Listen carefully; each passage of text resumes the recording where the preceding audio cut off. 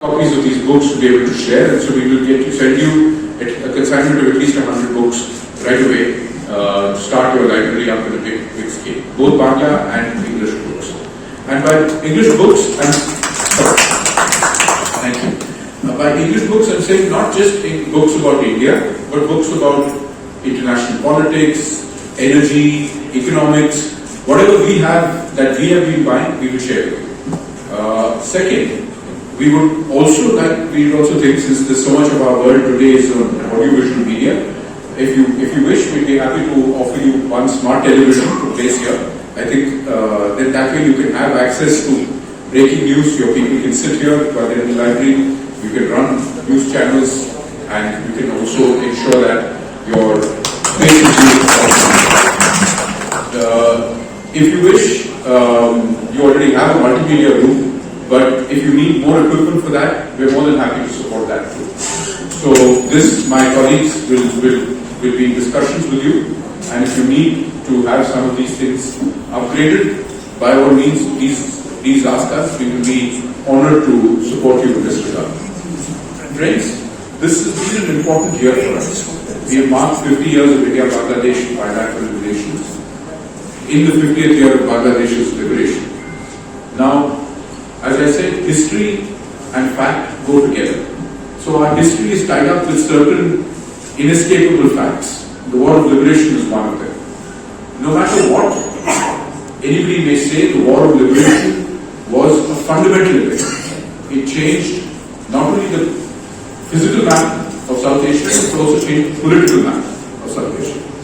So, understanding the Liberation War and ensuring that subsequent generations of Bangladeshi citizens are connected with the values and the meaning of the Liberation War and all its heroes, all its heroines, all the great people who contributed so much, from the four national leaders who took charge of forming the interim government on this very day 51 years ago, to Bangabandhu himself, to the ordinary and sometimes under-celebrated men and women who did so much so that this country could be free. This aspect continues to need work, and so we are, because it is important for us too, not just for you, Indians also need to remember the Mukti Jodha, the contribution of the Bangladeshi people, and for us, the honor and privilege that it was to be your supporters and your partners in the liberation of Bangladesh. So for that, we are going to start work on doing focused visits of delegations of Mukti Jodhas with youth and journalists together to the bordering states of India, so that people can learn from the experiences of Mukti Jodhas of what exactly happened at the time. So it's not enough just to take the Mukti Jodhas, we should take some youth, and we need mass media to help us, contextualize the event and take the narrative further forward.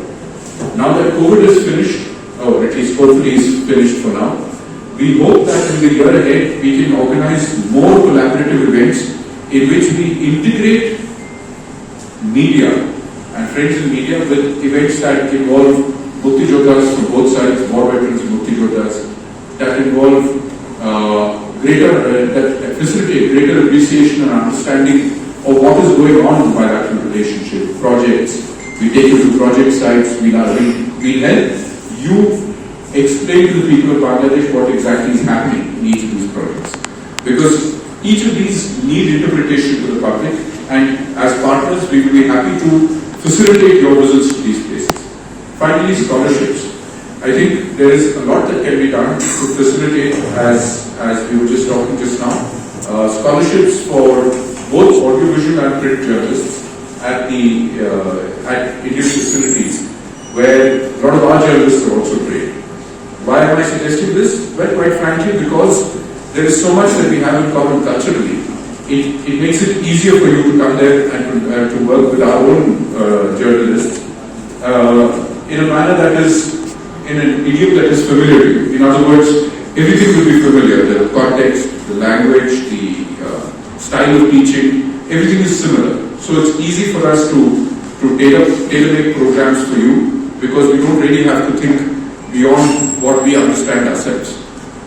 So we think much of this can be done as a means of building the relationship going forward.